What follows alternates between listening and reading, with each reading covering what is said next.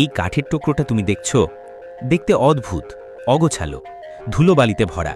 অনেকেই বলবে এটা আগুনে পুড়িয়ে ফেলা ছাড়া আর কোনো কাজেই আসে না।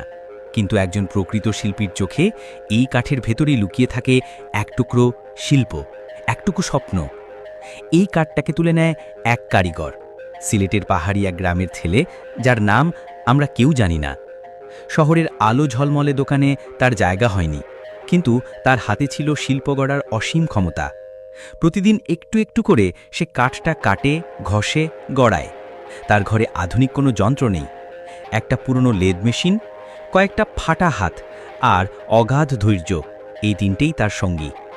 ঘর ভর্তি কাঠের গুঁড়ো, কান ঝালাপালা করা শব্দ, বাতাসে উঠছে ধুলা। তার মাঝেই সে গড়ছে একটা রূপ।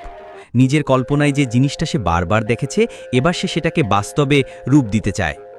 শুধু কাঠ নয়, সে এতে মেশায় রেজিন, রং, আলো আর সবচেয়ে বড় উপাদান ভালোবাসা। এক একটা স্তর করে সে গড়ে তুলে কাঠের গায়ে গল্প, সময়ের ছাপ। কাটতে কাটতে হাত কেটে যায়, মেশিন নষ্ট হয়ে যায়, বিদ্যুৎ চলে যায়, পকেট ফাঁকা হয়ে যায়, কিন্তু সে থামে না। কারণ সে জানে একটা সাধারণ কাঠের টুকরো অসাধারণ হয়ে উঠতে পারে যদি তাকে সময় দেওয়া যায়। রাতের পর রাত না ঘুমিয়ে সে কাজ করে, দিনের আলোয় কাজ করে, রাতের অন্ধকারে স্বপ্ন দেখে। তার চোখে একটাই লক্ষ্য, এই কাঠের টুকরোটাকে এমন কিছু বানাতে হবে যেটা দেখে মানুষ থেমে যাবে, তাকিয়ে থাকবে, ভাববে এটা কিভাবে সম্ভব। দিন যায়, সময় যায়, অবশেষে কাঠের সেই ভাঙা, পুরনো, অচেনা টুকরোটা রূপ নেয় একখানা শিল্পে, চকচকে, রঙিন, চোখ ধাঁধানো এক পাত্র, যেটা শুধু একটা বস্তু নয়, একটা গল্প। সেই কারিগরের কষ্ট, ধৈর্য, স্বপ্ন সব কিছু যেন লুকিয়ে আছে সেই কাঠের দাগে, রঙের ভেতর, চকচকে পৃষ্ঠে।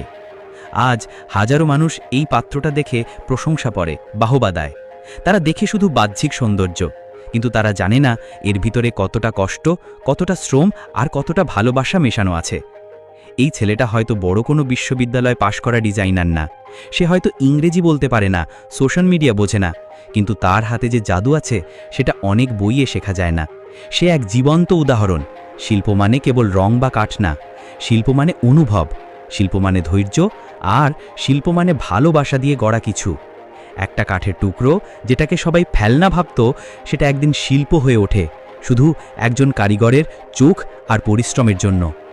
এই গল্পটা আমাদের শেখায় জীবনে সবকিছু চোখে দেখা যায় না, কিছু জিনিস হৃদয়ে দিয়ে দেখতে হয়।